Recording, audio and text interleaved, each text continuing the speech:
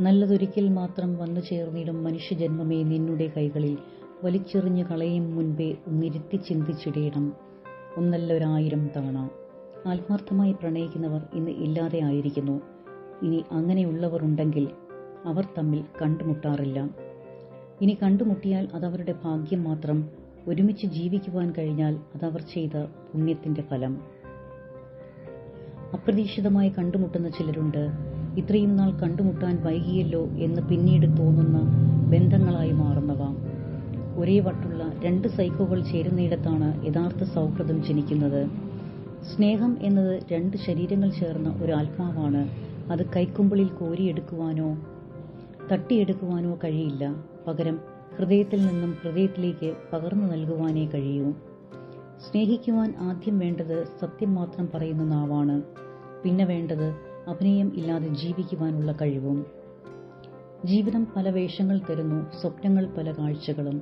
എന്നാൽ സ്നേഹം എന്നത് നല്ലൊരു മനസ്സ് തരുന്ന സമ്മാനമാണ്. അത് നഷ്ടപ്പെടുത്താതെ സൂക്ഷിക്കുക. സഫലമാകാതെ പോയ ഒരു മുൻജന്മ പ്രണയത്തിന്റെ ബാക്കിയാവാം ഞാനും നീയും.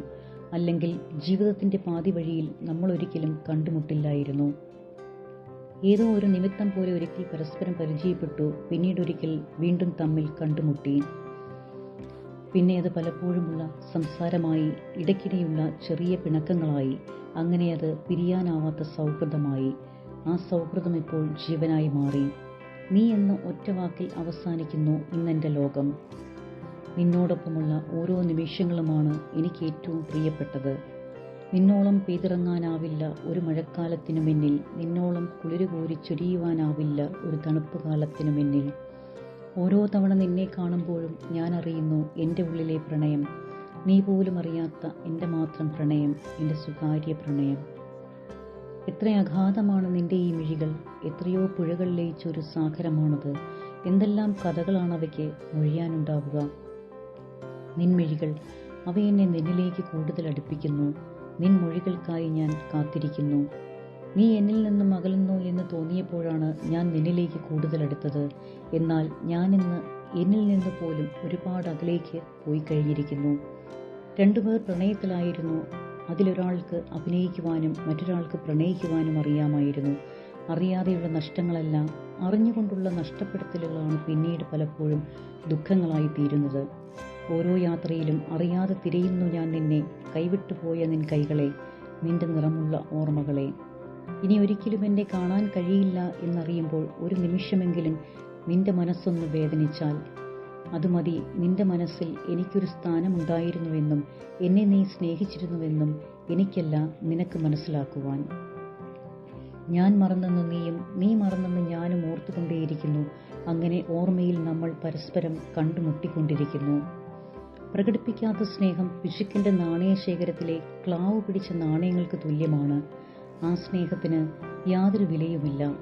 അതിനാൽ നിങ്ങളുടെ പ്രായം നോക്കാതെ ഇടയ്ക്കിടെ പരസ്പരം കൈകൾ ചേർത്ത് പിടിച്ച് ഞാൻ നിന്നെ മനസ്സിലാക്കുന്നു, ഞാൻ നിന്നെ സ്നേഹിക്കുന്നു എന്ന് 2 പേരും തമ്മിൽ പറയുക.